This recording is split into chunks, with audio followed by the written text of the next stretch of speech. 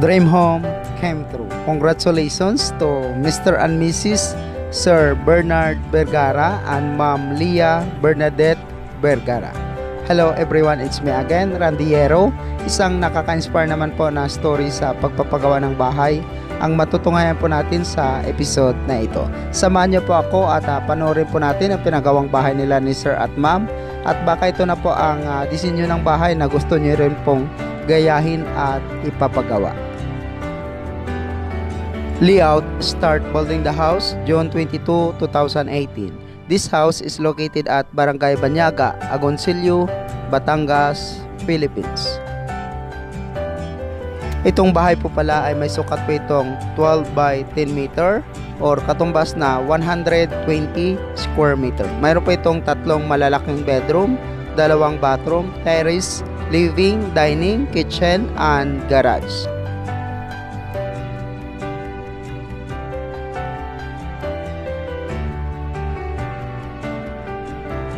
Matibay din po ang paggawa nila nitong bahay. Standard po ang lahat ng mga materyales na ginamit at malalaki po ang round bar na nilagay dito at mayroon din po itong beam.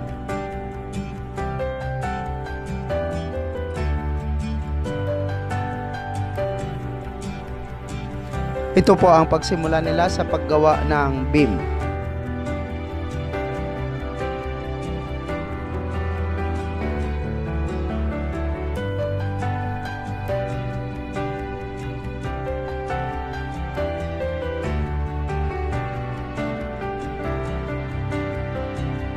Start installation, wood trusses. Wood trusses po ang ginamit nila ni Sir at Ma'am sa trusses sa pinapagawa nilang bahay.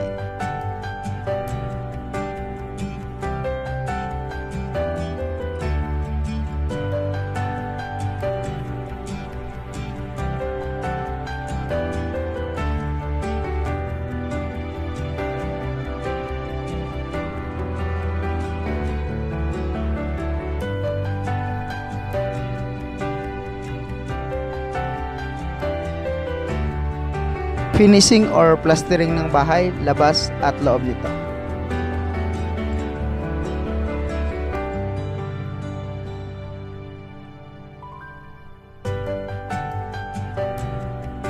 Installation, roofing. Inuna po nila ang pagkabit ng gutter bago po ikinabit ang rip type color roof long span.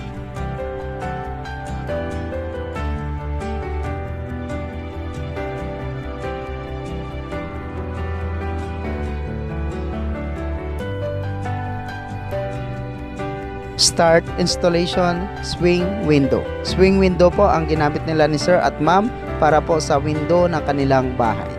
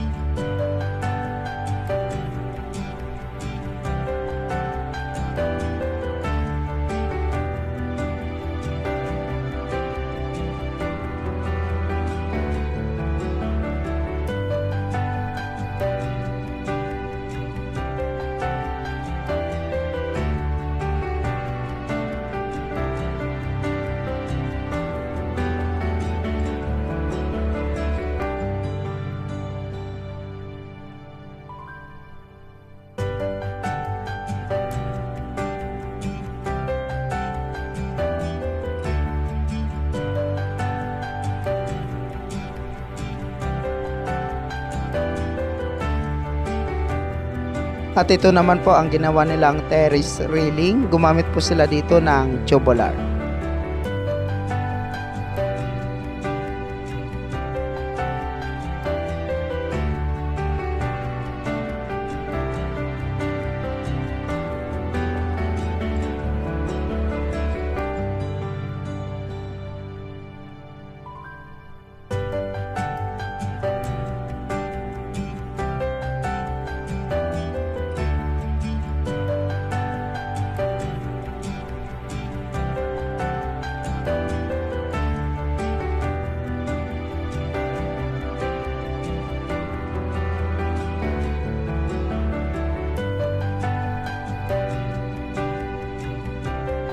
Installation, spandrel ceiling ng bahay.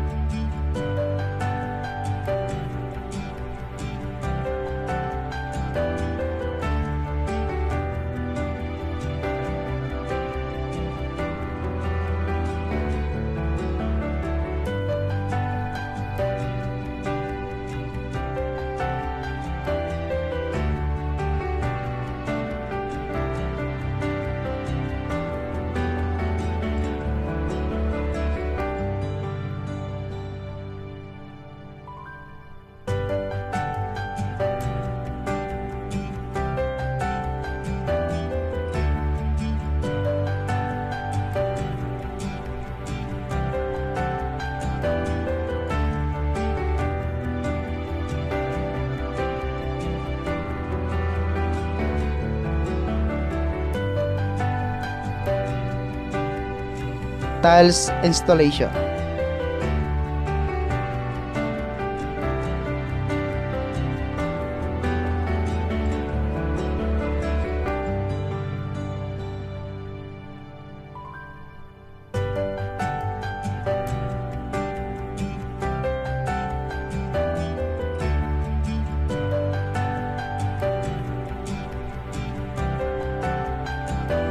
Nilagyan po nila ng wall tiles ang poste at harapan ng bahay para mas lalo pong gumanda tingnan.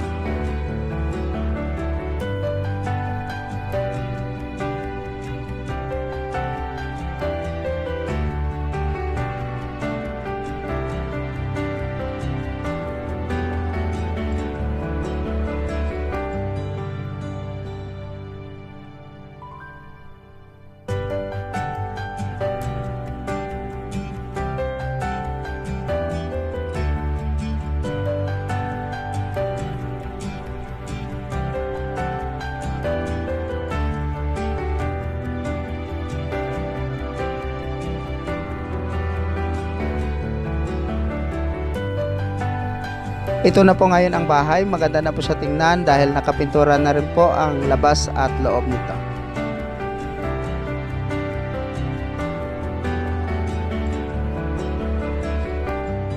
Itong bahay po pala ay may tatlong malalaking bedroom, dalawang toilet and bath, terrace, living, dining, kitchen at garage.